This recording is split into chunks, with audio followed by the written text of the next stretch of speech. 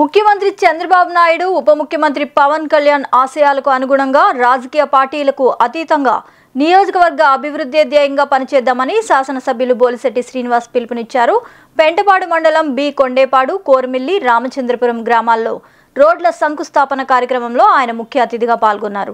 గత ప్రభుత్వంలో సంక్షేమ పథకాల పేరుతో అభివృద్ధి పనులను చేయలేకపోవడంతో వ్యవస్థలు నాశనమయ్యాయని, గాడిలో పడ్డానికి కొంత సమయం పడుతుందన్నారు.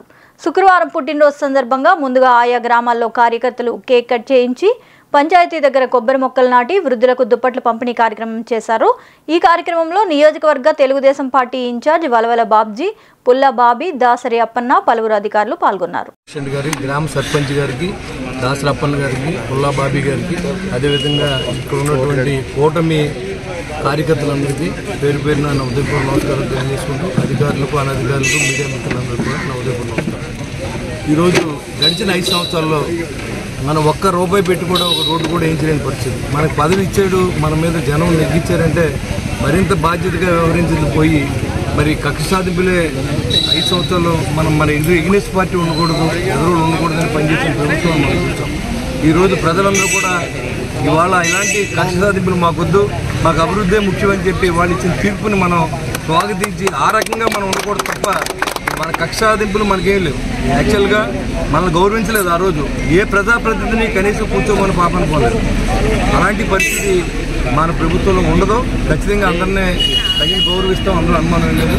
కలిసి పనిచేస్తే కలిసి పనిచేస్తాం.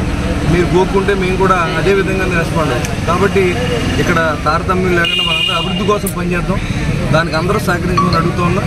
ఈ 5 సంవత్సరాలు, ఈ 5,60,00,000 అయితే రాబోయే రోజులు ఇంకో 10 కోట్లకు మళ్ళీ ప్రణాళిక సిద్ధం చేసాం. పవన్ కళ్యాణ్ గారి ఆశయాలతో, చంద్రబాబు నాయుడు గారి ఆశయాలతో, నరేంద్ర మోడీ గారి ఆశయాలతో ఈ ఆంధ్ర రాష్ట్ర ప్రగతిని కూటమి ప్రభుత్వం భుజాన్ని ఇస్తుంది. ఖచ్చితంగా ఆ దిశగా మనం పనిచేస్తాం. ఎలాంటి ఇబ్బంది పడక్కర్లేదు. ఏ రకమైన మౌలిక సదుపాయాలు కల్పించినటువంటి గత 5 సంవత్సరాల్లో మరి చేసిన పరిపాలన మీరు చూశారు. విధ్వంసకరమైన రోడ్లు, కనీసం డ్రైన్లో సీల్ట్ కూడా తీయలేనటువంటి పరిస్థితి, ఒక డ్రైన్ కూడా కట్టుకోలేని పరిస్థితి, ఒక రోడ్డు కూడా వేసుకోలేని పరిస్థితి. దాని నుంచి ప్రజల ఇబ్బందిని బయటపడే విధంగా ఈ కూటమి ప్రభుత్వం పనిచేస్తే ప్రజాప్రభుత్వంగా దీన్ని మీరు గౌరవించి గెలిపించినందుకు మరింత బాధ్యతగా మరి మీ పనులు చేసే బాధ్యతను మేము తీసుకుంటాం. పవన్ కళ్యాణ్ గారు వస్తే గ్రామ స్వరాజ్యం వచ్చినట్టే. గాంధీ గారి పరిపాలన లాంటిది ఇవాళ పవన్ కళ్యాణ్ గారి ఆశయం. ప్రతి పల్లెటూరుకి మరి స్వతంత్రంగా ఇవాళ ఒక ఎంపీటీసీ అయితే గౌరవం లేదు, ఒక సర్పంచ్ అయితే గౌరవం లేదు, ఒక ఎమ్మెల్యే అయితే గౌరవం లేదు.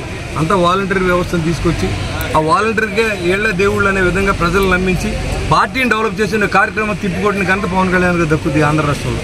ఎందుకంటే పెన్షన్లు ఇవ్వలేరు మీరు, వాలంటీర్ లేకపోతే అని చెప్పి ఎవరో వయసు వచ్చిన వాళ్ళని చనిపోయారని చెప్పి మన కౌంటింగ్కి దానికి ఉన్న గ్యాప్లో పేపర్లు రాసిన సందర్భం మనం చూసాం.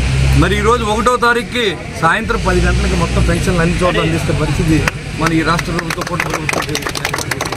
కాబట్టి మాయ మాటలు నమ్మకుండా ఇవాళ కూటమి ప్రభుత్వం నమ్మినందుకు ప్రతి పల్లెటూరుని గ్రామ స్వరాజ్యం వచ్చే విధంగా, ప్రతి పల్లెటూరులోనూ బ్రహ్మాండమైన ఫెసిలిటీస్ ఇచ్చే విధంగా మన అన్ని కూడా చేసే ప్రయత్నం మనం చేస్తూ ఉన్నాం. మీ అందరూ సహకారాన్ని అందిస్తూ ఉన్నాను.